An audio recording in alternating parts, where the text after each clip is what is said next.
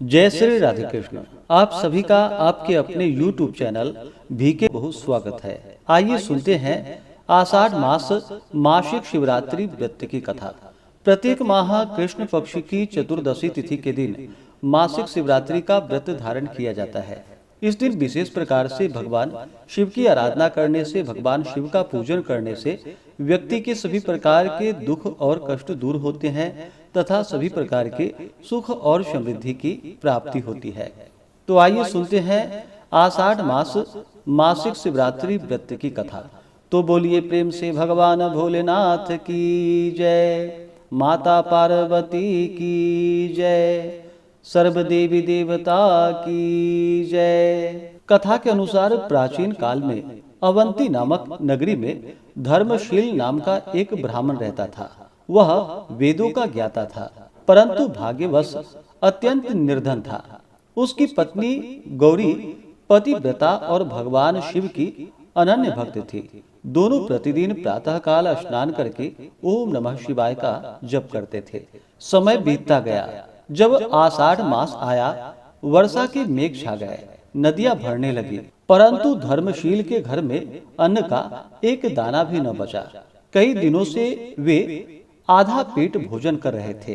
तब गौरी ने कहा, स्वामी, मैंने महात्माओं से सुना है कि आषाढ़ मास की मासिक शिवरात्रि का व्रत करने से भगवान शिव प्रसन्न होकर भक्त के दुख को हर लेते हैं। हमें यह व्रत अवश्य ही करनी चाहिए। धर्मशील ने उत्तर दिया, हे देवी, हमारे पास न घी है, न फल, न पुष्प, न धूप, हम पूजा कैसे करेंगे? गौरी बोली, भोलेनाथ तो भाव के भूखे हैं। यदि श्रद्धा सच्ची हो तो मिट्टी का दीपक और जल की एक धारा भी उन्हें प्रिय होती है। आषाढ़ कृष्ण पक्ष की चतुर्दशी आई।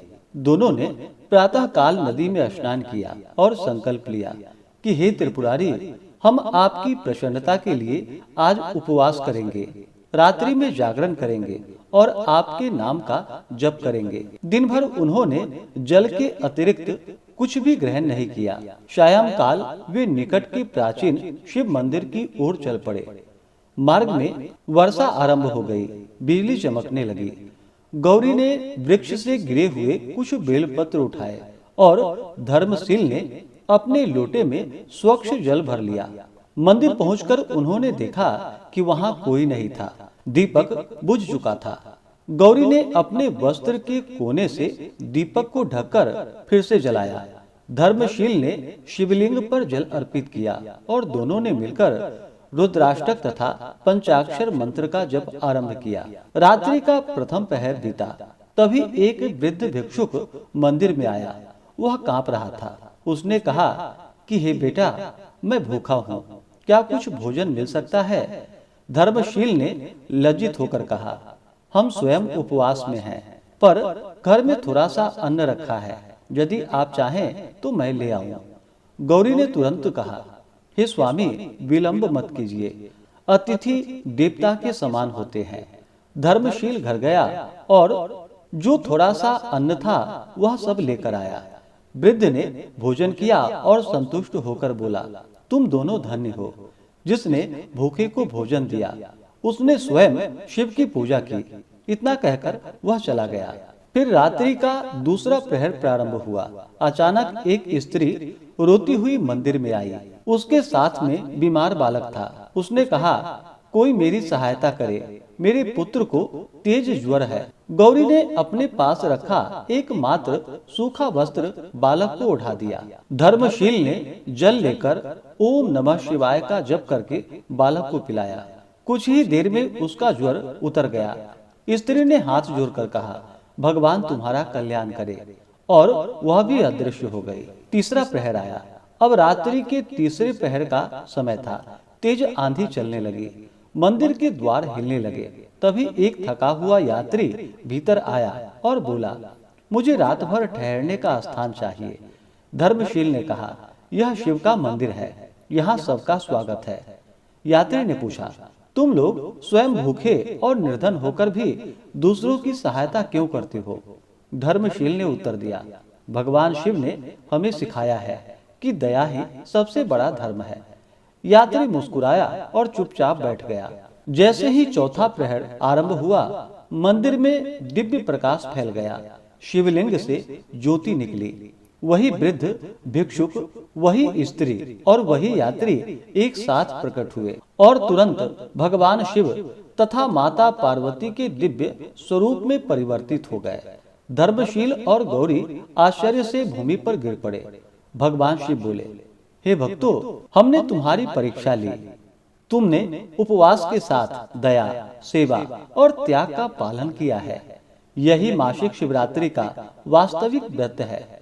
माता पार्वती ने कहा, जो आषाढ़ मासिक शिवरात्रि में भूखे को भोजन, रोगी की सेवा और अतिथि का सम्मान करता है, उस पर हमारी विशेष कृपा होती है।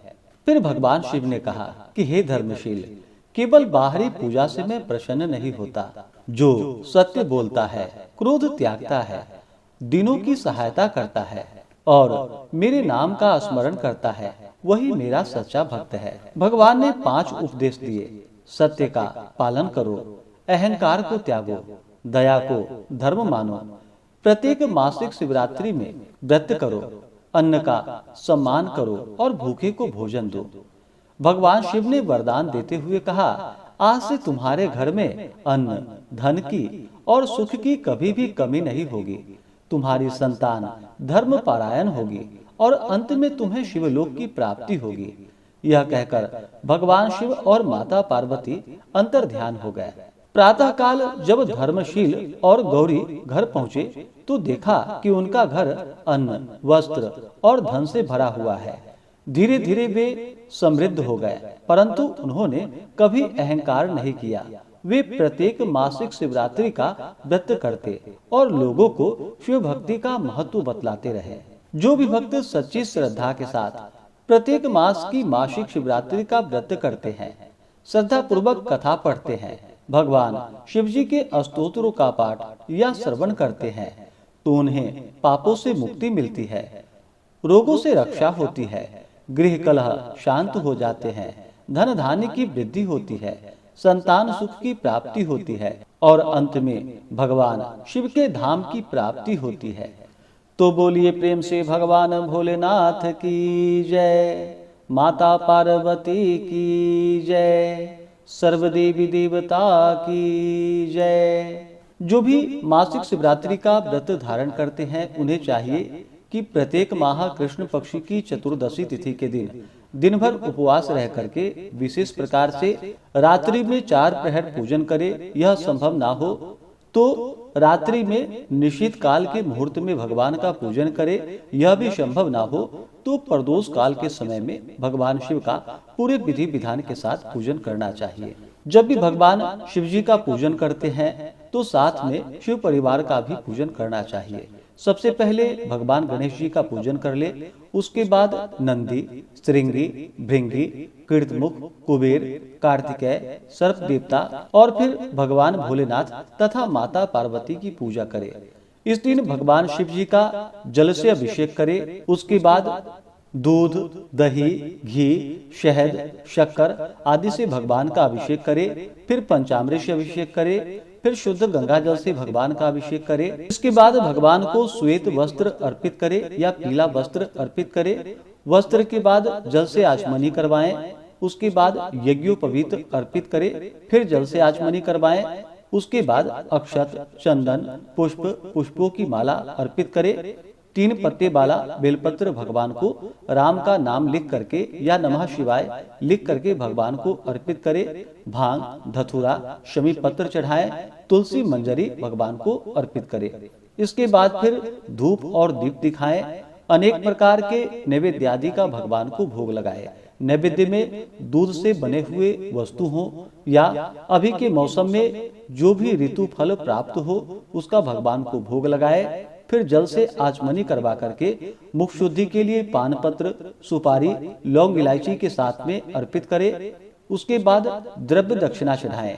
इसके बाद फिर कथा आदि का श्रवण करें, भगवान शिव जी के स्तोत्र चालीसा आदि का पाठ या श्रवण करें। इससे भगवान शिव जी अपने भक्तों पर अति प्रसन्न होते हैं और अपने भक्तों के सभी प्रकार के दुख और कष्टों को दूर कर देते हैं तथा सुख और समृद्धि का आशीर्वाद प्रदान करते हैं। तो आशा करता हूँ कि यह जानकारी आपको अच्छा लगा हो। इसी प्रकार से ज्ञानवर्धक जानकारियाँ प्राप्त करते रहने के लिए, व्रत पूजा के बारे में जानने के लिए, कथा को सुनने के लिए चैनल पे अगर आप पहली बार आए हैं तो चैनल को लाल बटन दबा करके सब्सक्राइब करें, साथ में बेल आइकन घंटी को दबाएं ताकि आने वाली वीडियो का नोटिफिकेशन आपको समय से मिलता रहे। वीडियो को लाइक करें, शेयर करें। सुखी रहें और स्वस्थ रहें। जय श्री राधे कृष्ण। धन्यवाद।